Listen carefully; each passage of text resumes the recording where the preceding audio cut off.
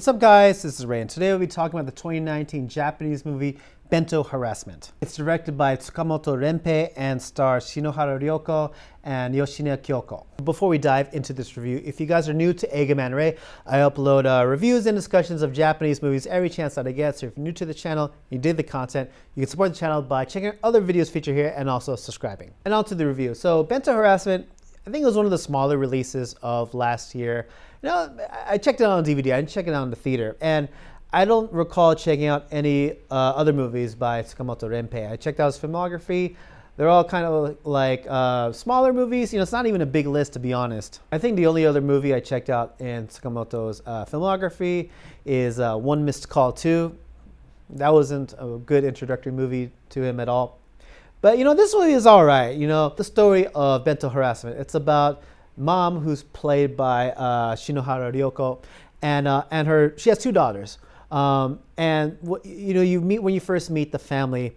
She has two daughters. They both love mom and dad, but then somewhere along the way, dad dies. So basically, mom is a single mom, has to raise these two kids. And so these two daughters grow up, and one of them ends up just fine. Wakaba, who is played as an adult by Matsui Rena, who is in AKB48, or was it SKE48? But Matsui Rena played the older sister, and she had kind of a smaller role compared to the younger sister, Futaba, who's played by Yoshine Kyoko.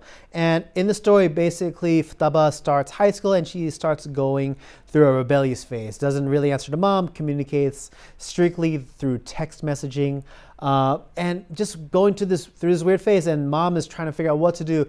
And so she tackles this situation in one of the cutest and funniest ways ever.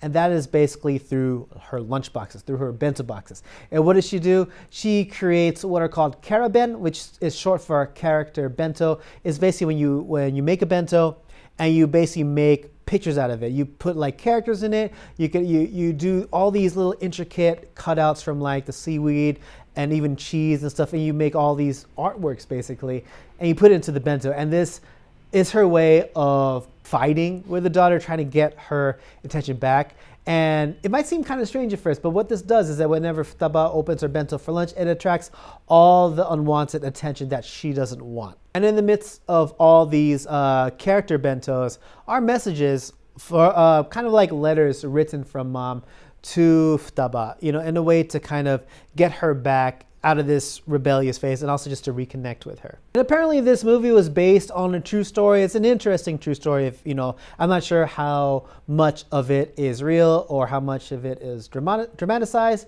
but it was an entertaining story nonetheless. So when it comes to the positives of Bento Harassment, you know, it's a very the editing was very quirky. I really liked the editing. I really liked the quirkiness of the storytelling. I think that was its main charm, especially a lot of the fourth wall breaking that Shinohara Ryoko's character does, and the bentos that the characters make. And they really go into depths of, like, you know, when she makes her first character bento, or first few character bentos, you get to see the starting time, and also the way how meticulous everything is, and you just get to feel the amount of effort that it takes for a mom to not only make a bento for her kids, but also a character bento for her kids.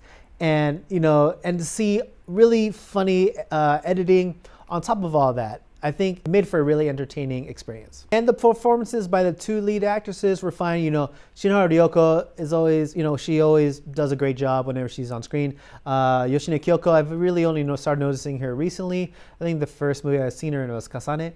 And, you know, she did a good job too. And I think when it comes to her character type, you know, I think we've seen it in other movies before, but it's just entertaining to see this type of character, you know, someone who doesn't really speak to the parents, who's going through this rebellious phase, interact with a mom who's just resilient, who just doesn't give up. And I think the majority of the charm in Bento Harassment is from the core concept of this mom making bentos for her kid in a way to rekindle their relationship, to rebuild their relationship. Everything else is kind of tropey. I mean, we've seen, you know, many movies that revolved around a parent trying to rebuild a relationship with their kid, you know, in different ways or another. And this movie hits all those points, you know, in a pretty stereotypical fashion.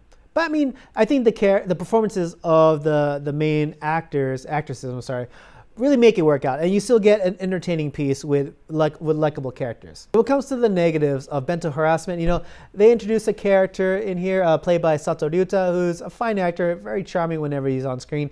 But I think, like, you know, he had his own story arc going, and his story arc didn't really have an impact of the main story that, you know, the main storyline we see that stars Shinohara Ryoko and Yoshine Kyoko. He just kind of has his own side story. I guess it's just because mom starts her own blog detailing each bento that she makes, and Sato Ryuta's character is one of the followers of this blog and starts making his own character bentos so, to kind of rekindle his relationship with his own son. And I thought, you know, while his story was cute and all, it didn't really add much to the overall arching story that's happening. I guess it's just to show that, hey, even dads can do their best and make bentos for their kids. I guess it's just to add that additional layer. But if I were to look at it from a narrative point of view, it didn't really have much impact in the overall story. But overall, what do you have to say about Bento Harassment? You know, it's a fun movie, fun, quirky, lots of enjoyable characters, definitely a lot of enjoyable moments, and like I said, clever editing to make the experience very entertaining. And I think this probably would make someone very interested in making, you know, trying to make character bentos. And they actually go through some little tutorials on how to, like, what you should do if you want to make this kind of artwork, if you want to make that kind of artwork. It goes into some cute cooking tips, like legit cooking tips. And I think there's a lot of cool information here if you're trying to do something like this. But do I recommend this movie to watch? Yeah, I definitely do. It's a shorter movie. It's like an hour and a half, so I think you can knock it out quickly. Yeah, it's not a bad movie by any kind of definitions. I think you should definitely check it out. Anyways, yes, those are my thoughts on Bento Harassment. What did you guys think? If you guys seen it, please let me know in the comment section below. Don't forget to leave a like, share, and subscribe. Follow me on all the social media channels. And if you want to support Eiga-Man Ray, you can do so, as I said previously, by checking out other videos here and also subscribing. But yes, that's about it for me, guys. And as always, everyone, thank you so much for watching, and hope to catch y'all again in the next video. Take it easy.